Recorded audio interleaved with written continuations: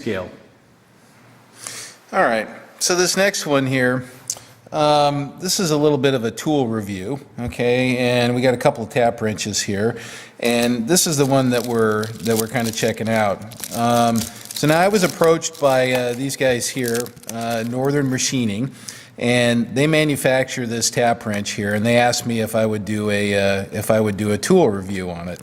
And I said, so, you know, I looked at their website and checked out the tool, and I said, yeah, sure, I'll do one, you know, when I have time. So anyway, I have a little bit of time, and here's the tap wrench. Now, I bought this, okay, so they didn't give it to me for free.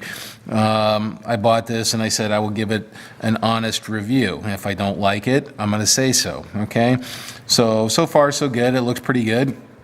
Let's set this one aside because this is just for comparison right now.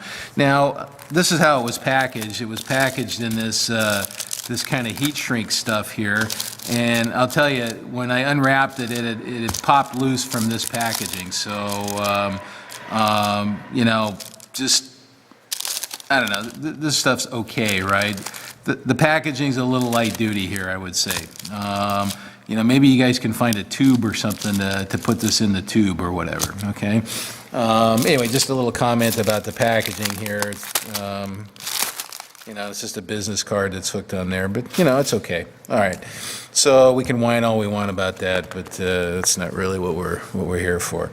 Okay, so the idea behind this tap wrench here, okay, it's kind of unique, and you have a regular tap wrench here, and when you open it up and you put different sized squares in it, the center of that square shifts in relation to the center of the tap handle. Okay, so now what these guys have done, they've come up with a solution as to keep the tap on center of the tap handle. Okay. And the reason for that is now you can actually pilot this in a chuck or in the lathe on a center, so the tap always stays on center. Now, if you look at different taps here, you know, a big half-incher.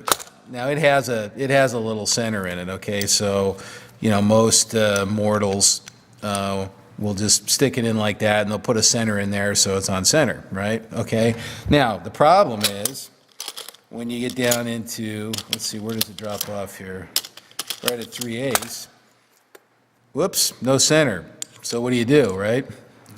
So their idea here is that, and we'll open it up here. So these are locking elements here. All right, we'll open those up, and then it has a little scroll like a chuck, which is pretty cool. So it's got a little spiral groove in there and a couple of pins. Okay, so we can put that in there like so. Make sure I don't bozo that. Now this doesn't hold it for tapping. You got to run these down on top of it and back up the jaws with the handles. Okay, so now that tap is on center with that stem and that little 60-degree center that's in there. Okay. All right. So anyway, that's we'll go over on the mill and we'll spin it in the mill a little bit. It's made out of tool steel, they claim. They didn't say what kind. It's got a real nice black steam oxide or whatever this is finish on it. The machining looks really good, crisp corners, and just generally, you know, a nice tool. So let's go over to the mill and let's give it a spin in the mill and try it out.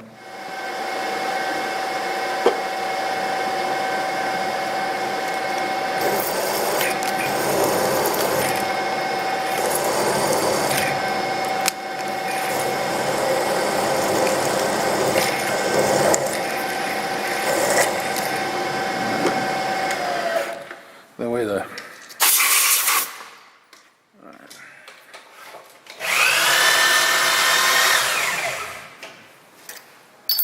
Okay, so here's the idea. That little shank can go in here, like so. And then, let's just put it in neutral there. And you see that that's spinning on center there, okay?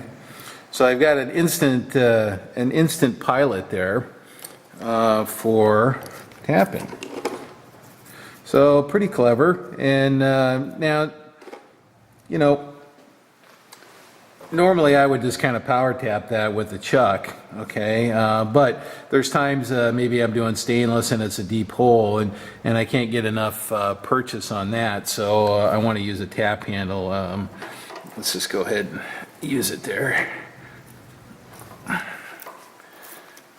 I don't know how sharp this tap was.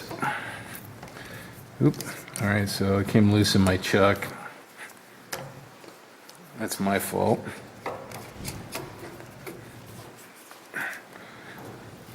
All right.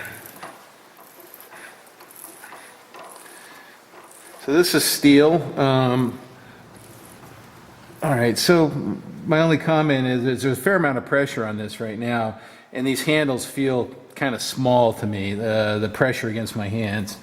I mean, it's working obviously, but okay, well, I'm almost through. But these, this diameter seems a little small. You can see this one here, these are a little bit bigger, but they have a little more area, so you're not having that much pressure, okay, on your hands. All right, well, that looks pretty good. Looks like it works. And yes, it's on center. So,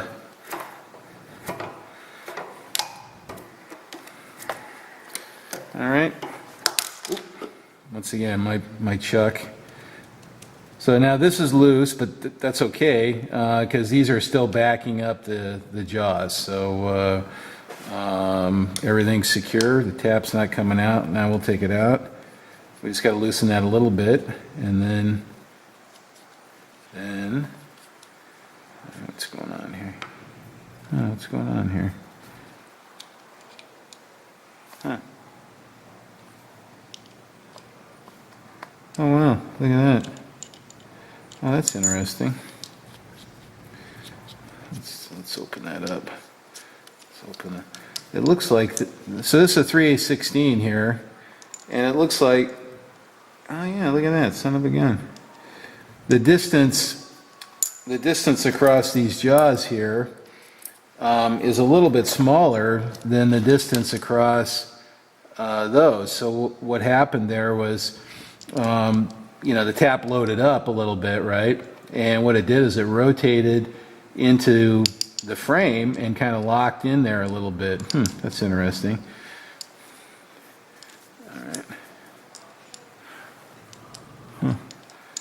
Yeah. So see, I can't rotate that tap through. Okay, so I think it's a simple solution, is that this distance here just needs to get opened up a little bit for whatever the maximum size tap that this would ever be used for. So a 3/8 fits, so I'd want to use it for that. Let's see if another one does that. So this is 1/2 inch, but that particular square is a little smaller than that one. So this is, who makes this one? The name's worn off of it. It's probably a Greenfield. It's a spiral point gun tap, but that square dimension is a little bit bigger. So this is normally what you'd want to see there, as that can rotate in there. So okay. Anyway, Northern Machining sells these. Honestly, it's a good looking tool, and if you like it, there's a link in the description. Go check them out, and they're nice folks, and they were very, very nice to me. And there's their product. Okay.